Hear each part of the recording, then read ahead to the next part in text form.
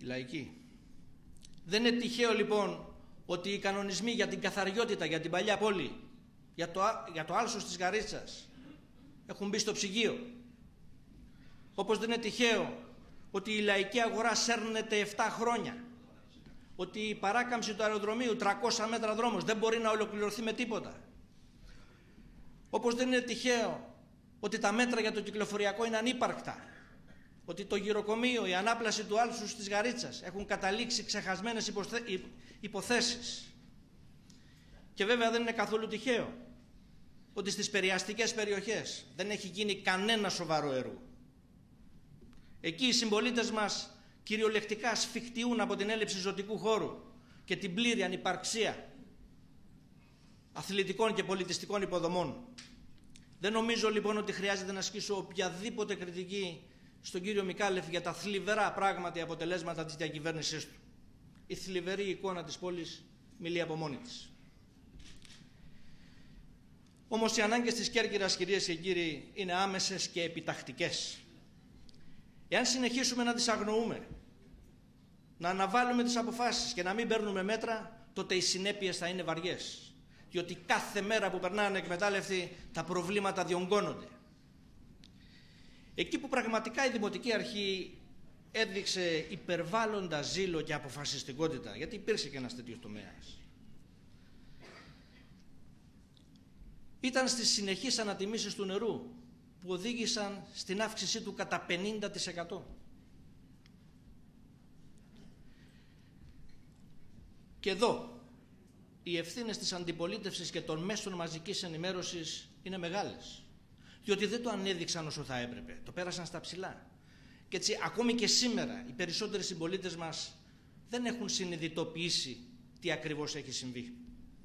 Φανταστείτε η ΔΕΗ αύριο το πρωί να αύξανε τα τιμολόγια της κατά 50%. Η αντιπολίτευση, οι εφημερίδες και τα κανάλια την άλλη μέρα θα έριχναν την κυβέρνηση. Εδώ σιωπή. Όμως αυτή η βαθιά αντιλαϊκή πολιτική στη διαχείριση του νερού πρέπει επιτέλους να σταματήσει. Γι' αυτό καλώ τον κύριο Δήμαρχο να μην τολμήσει καμία νέα αύξηση και να επαναφέρει άμεσα τη μίνιμουμ κατανάλωση που καλύπτει το πάγιο στα 15 κυβικά. Διότι το νερό είναι ένα δημόσιο αγαθό που πρέπει να προσφέρεται στους δημότες και όχι ένα είδος πολυτελείας το οποίο θα μπορούν να απολαμβάνουν μόνο οι έχοντες και οι κατέχοντες. Να ξέρει όμως αυτή η μικρή αλαζονική ομάδα η οποία διοικεί σήμερα την πόλη ότι αυτά έχουν καταγραφεί στη συνείδηση των πολιτών και ότι οι Κερκυραίοι έχουν και μνήμη, έχουν και κρίση.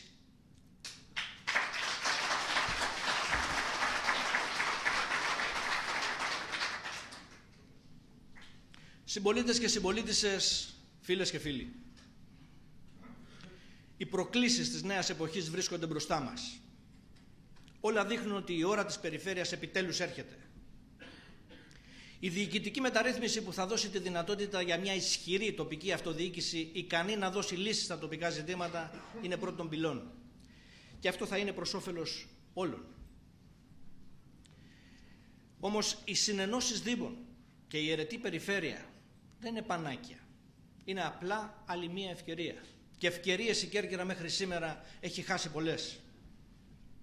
Είναι στο χέρι μας να μην χαθεί κι αυτή. Οι πολιτικές ζυμώσεις εν ώψη των προσεχών δημοτικών εκλογών βρίσκονται σε πλήρη εξέλιξη.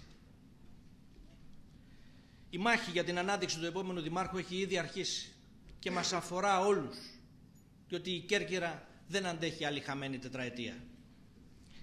Σε κάθε περίπτωση θέλω να ξέρετε ότι για εμένα το θέμα ποτέ δεν ήταν ποιοι βρίσκονται πίσω σου, αλλά ποιος στέκεται δίπλα σου, ποιος σε πιστεύει, ποιος σε στηρίζει πραγματικά. Και αυτοί που στέκονται δίπλα μας και μας στηρίζουν πραγματικά, και αυτό το ξέρετε πολύ καλά, είστε όλοι εσείς, που μοναδική επιδίωξη έχετε το όραμα μιας αναγεννημένης Κέρκυρας.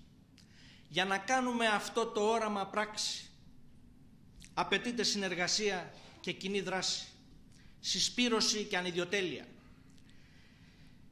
Αυτό είναι το πλαίσιο μέσα στο οποίο κινείται και η δύναμη παρέμβασης. Έχουμε επικεντρώσει το ενδιαφέρον μας στη στρατηγική εκείνη που θα μπορούσε να λειτουργήσει συνεχτικά και να οδηγήσει σε μια συνεργασία ευρύτερων δυνάμεων, με απότερο σκοπό όχι να κερδίσουμε κάποιο προσωπικό στοίχημα, αλλά να μπορέσουμε να αντιμετωπίσουμε τα σοβαρά και οξυμένα προβλήματα μπροστά στα οποία βρίσκεται σήμερα η πόλη μας.